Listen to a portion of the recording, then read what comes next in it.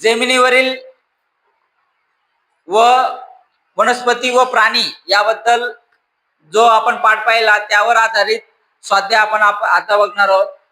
पहिला प्रश्न आहे बघा.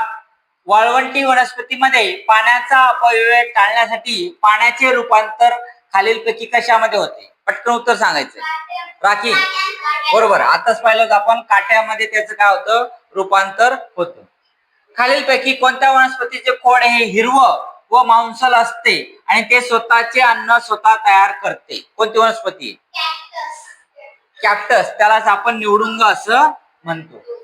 जलीय वनस्पतींचे पाने व पाण्यावर तरंगू शकतात आणि पाण्यात सडत नाहीत याचे मुख्य कारण काय?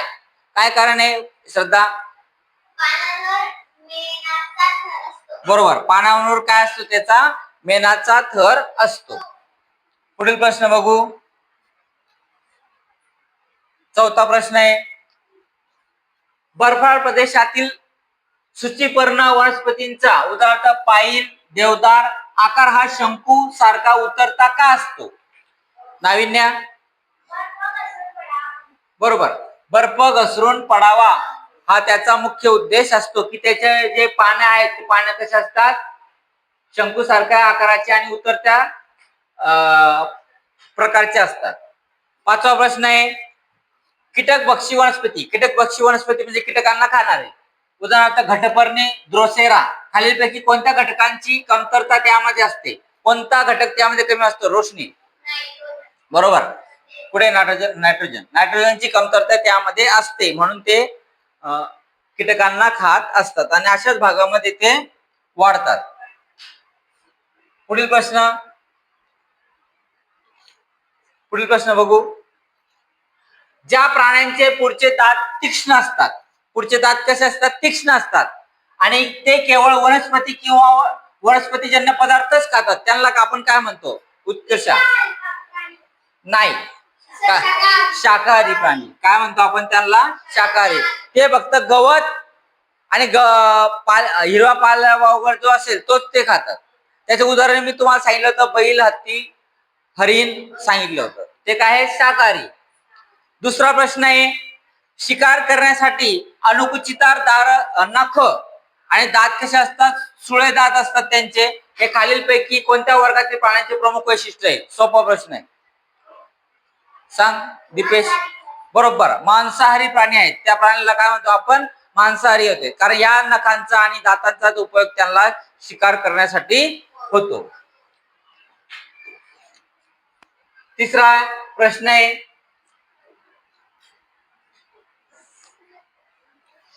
अन्न म्हणून वनस्पती आणि मांस या दोन्ही घटकांचा वापर करणाऱ्या प्राण्यांना उदाहरणार्थ माणूस, कावळा, कुत्रा यांना काय म्हणतो आपण? सोपा प्रश्न आहे.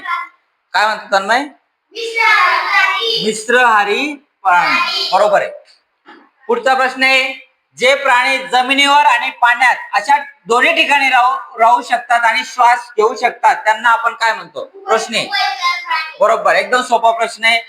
मला वाटतं कालच्या टेस्ट मध्ये आला होता. थांबणं जसं. खालीलपैकी कोणत्या प्राण्याला वाळवंटातील जहाज म्हटले जाते ज्याचे पायाचे तळवे हे गादी सारखे व रुंद असतात?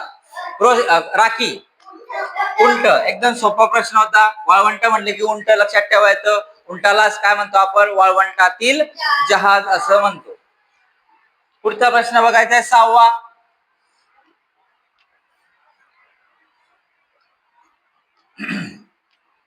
बर्फाळ प्रदेशातील प्राण्यांना बर्फाळ भागामध्ये राहतात ते ध्रुवीय अस्वल याक अति थंडीपासून वाचवण्यासाठी त्यांच्या शरीरावर कोणती रचना असते? यशस्वी.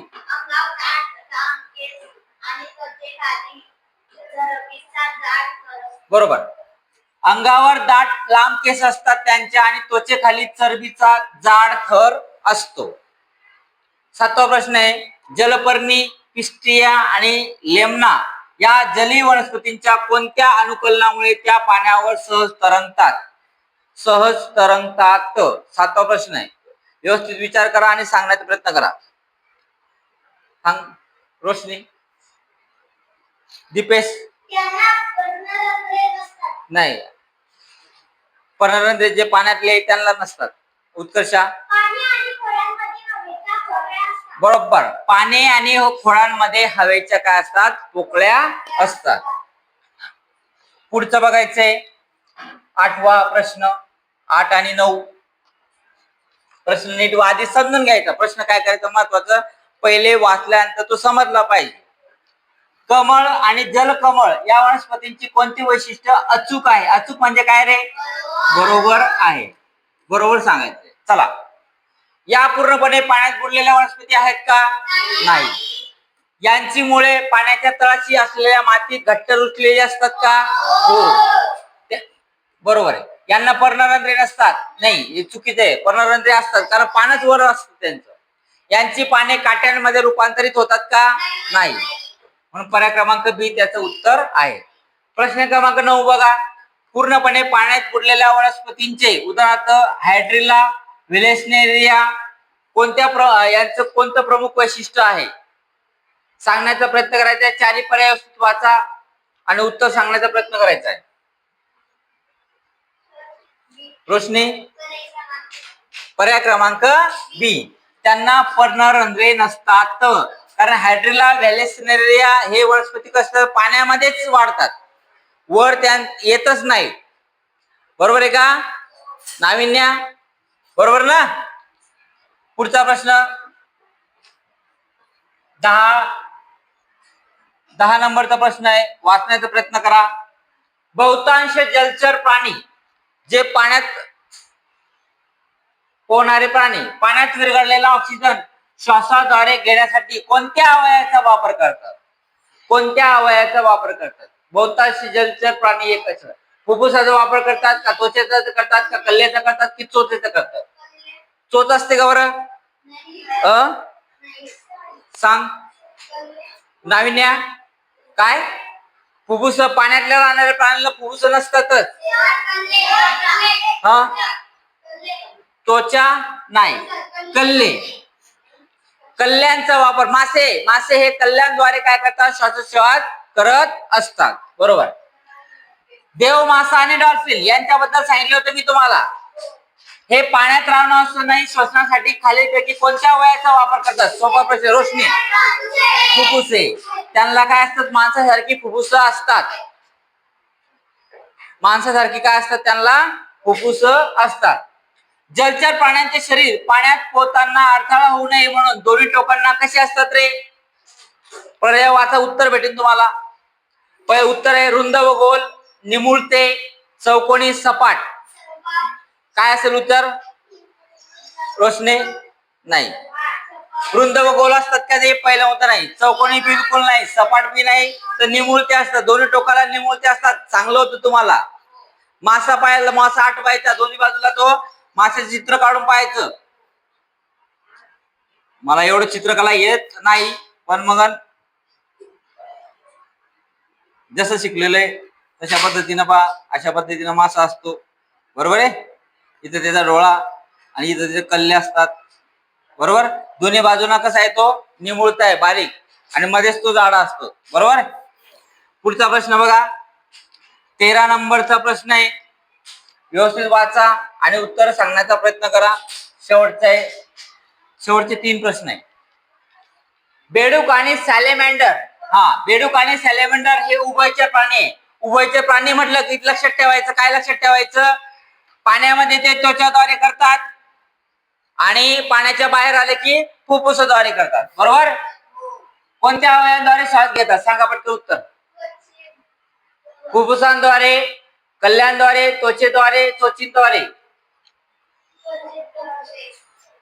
उत्तर सांगायचंय. त्वचेद्वारे. काय उत्तर आहे त्यांचं? त्वचेद्वारे ते काय करतात? श्वासोच्छवास करतात. बेडूक आणि टोड यासारख्या उभयचर प्राण्यांना पाण्यात पोहण्यासाठी पायांच्या बोटांमध्ये काय असतो? तीक्ष्ण नखे असतात का रे? तीक्ष्ण. तन्मय, बरोबर. त्वचेचे पडदे असतात. बरोबर. मोठे सुळे असतात का त्यांना? नाही. लांब केस असतात का? नाही. शेवटचा प्रश्न आहे 15वा. बदक आणि बगळा यासारख्या जलपक्ष्यांचे पंख आणि पिस पाण्यात ओले का होत नाहीत? पर्याय पहिला आहे ते पाण्यात कधी उतरत नाही. पाण्यात उतरतात की नाही ते? श्रद्धा, बरोबर. त्यांचे पंख आणि पिसे कसे असतात? तेलकट असतात. बरोबर आहे. धन्यवाद.